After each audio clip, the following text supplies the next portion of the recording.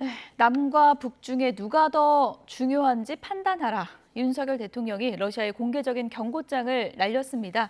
이 말이 어떤 의미가 담겨 있는 걸까요? 전문가 연결해서 잠시 분석을 좀 해보겠습니다. 김열수 한국군사문제연구원 안보전략실 실장 연결돼 있습니다. 실장님 안녕하십니까? 네, 안녕하세요. 네, 남과 북 중에 누가 더 중요한지 판단을 해봐라. 이거 일종의 경고장 맞습니까?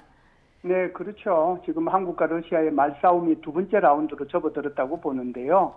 첫 번째 라운드는 이제 북러 정상회담을 통해 가지고 포괄적 전략 동반자 협정이 체결이 됐지 않습니까? 예.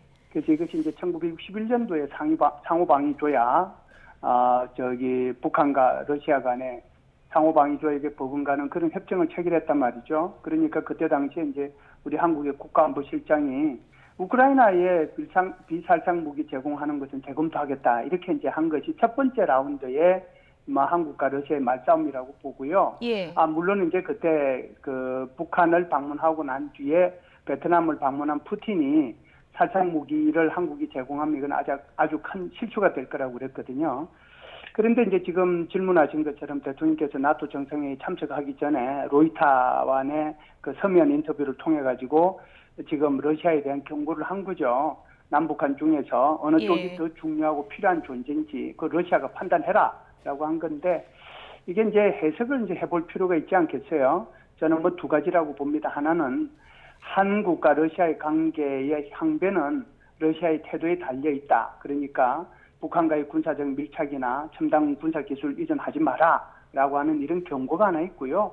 두 번째는 이제 대통령께서 나토 정상회의 참석하시면 나토 퍼블릭 포럼 같은 데서 단독 연사로 연설하도록 돼 있거든요. 예. 그러면 아마 여기에 대해서 우크라이나의 지원 의지를 아마 밝힐 겁니다. 정확하게 어떤 내용을 밝힐지는 모르지만 전파 방해를 차단할 수 있는 어떤 전자전 장비라든지 또는 이제 정찰할 수 있는 그런 무인기라든지 그런 것 정도를 제공하겠다 이런 얘기도 할 수 있거든요. 그래서 이런 것을 보면 아마 러시아에 대한 사전 통보의 그런 성격도 가진 그런 발언이지 않은가 이렇게 저는 해석을 합니다. 예, 여러 보관이 담긴 말이다라고 해주셨고 말싸움 2라운드다 이렇게 표현을 해주셨는데 러시아가 당장 이 내용을 문제 삼고 나섰습니다.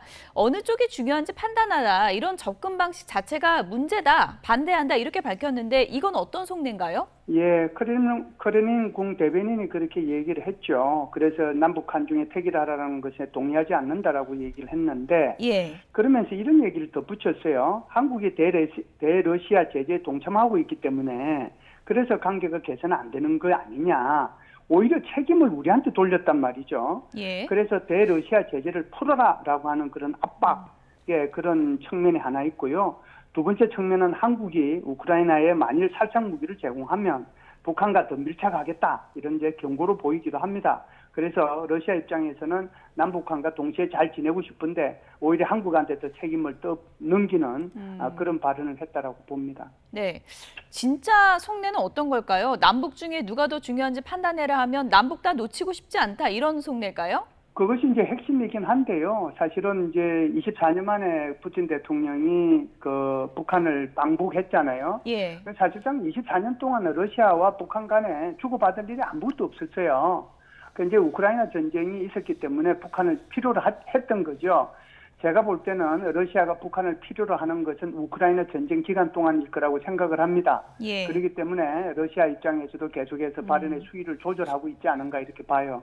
예, 지금 북러 간의 관계 보면 이 밀착 분위기가 가속화되는 분위기거든요. 북한 네네. 인민군 군사교육 담당하는 간부들이 러시아를 갔다 그러는데 이건 좀 의미 있는 행보일까요?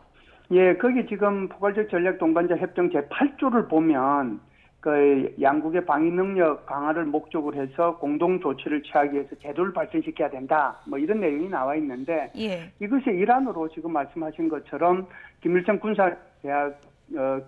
군사종합대학 총장이죠. 이 총장과 를 대표단으로 하는 군사교육 대표단이 사실상 지금 러시아를 방문하고 있는데요. 여기에 이제 이 김일성 군사종합대학이라고 하는 것이 한국의 국방대학교와 비슷합니다. 저도 뭐 국방대학교 교수를 오랫동안 했습니다만은 예. 장교를 재교육시키고 보수교육을 하는 기관이거든요. 그래서 김정은도 옛날에 여기에 김일성 군사종합대학에서 포병에 대해서 공부를 한 적도 있습니다. 그래서 통상 군사 협력이라는 것이 낮은 단계에서부터 좀 더 높은 단계로 진전되는 것이 일반적인 경향인데요. 첫 번째는 이제 주로 학교 기관을 방문하고 교류하는 거죠. 예. 여기서 한 단계 더 나아가면 군사과학 기술자들의 교류가 있게 될 거고, 더 나아가게 되면 첨단 군사 기술의 이전 이런 것들이 따르게 되고 연합 훈련을 하게 되고 이렇게 되거든요. 그래서 지금은 보면 그 러시아나 북한도 낮은 단계의 군사 교류를 했다 이렇게 볼 수 있거든요. 예. 그래서 이것이 앞으로 어떻게 제가 좀 전에 말씀드린 대로 이렇게 진전이 되는지 안 되는지는 좀 더 지켜봐야 될 것 같다 이런 생각을 합니다. 예, 뭐 나토 정상회의도 있고 하니까 북러 밀착에 대해서 국제사회에 어떤 메시지가 나올지 좀 기다려봐야 될 것 같은데 북한 내부 네네. 얘기도 잠시 좀 해볼게요.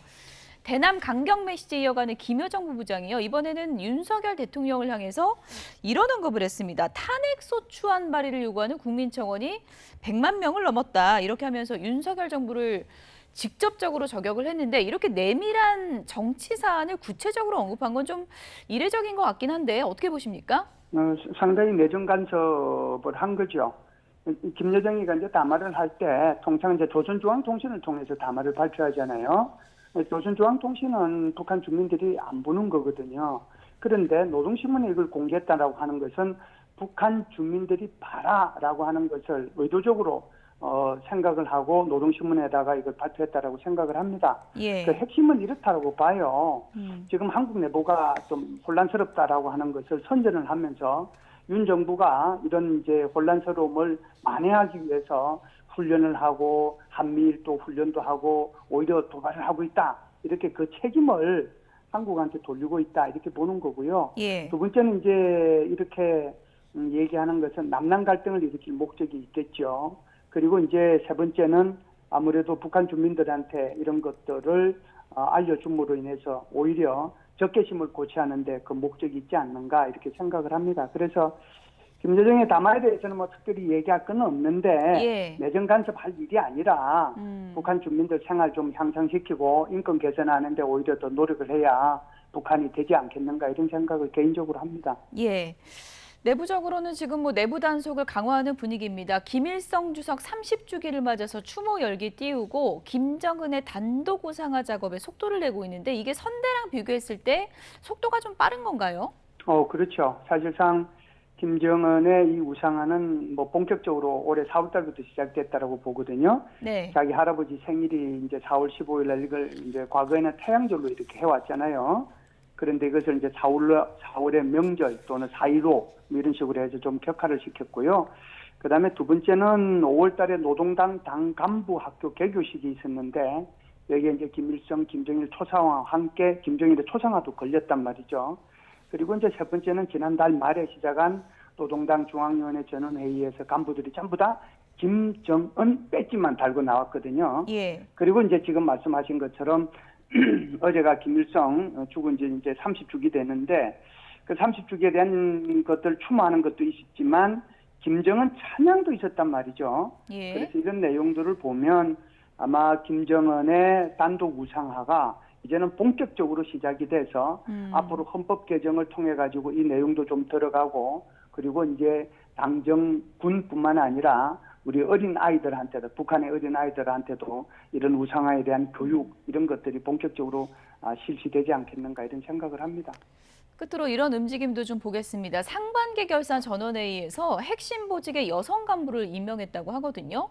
북한에서 네. 이렇게 여성 리더십 부각하는 거 일종의 뭐 김주에 의식한 거 아니냐 그런 좀 움직임 만드는 거 아니냐 이런 분석이 있던데 동의하십니까? 네, 저는 뭐 김영카님 말씀에 100% 동의합니다. 이것은 예. 김주애를 의식한 그런 그 행보라고 보고요. 사실상 북한에서 여성의 지위라고 하는 것은 상당히 낮잖아요. 그러니까 이제 여성의 지위가 좀 올라가야 사실상 김주애를 후계자로 이렇게 삼을 수 있는 그런 환경과 여건이 조성이 되는 거거든요. 그런 것들을 하기 위해서 최근에 세 가지 특별한 조치를 했어요. 예. 하나는 이번에 이제 당 근로단체의 부장을 이제 남성을 해임시키고 오히려 여성 동맹 위원장 하던 여성을 이 자리에 앉혔거든요. 예. 당 부장이라고 하면은 북한에서 굉장히 높은 자리입니다. 김여정도 사실상 당의 부부장이잖아요. 그런데 당 부장을 여성으로 이번에 교체했다라고 하는 거고요.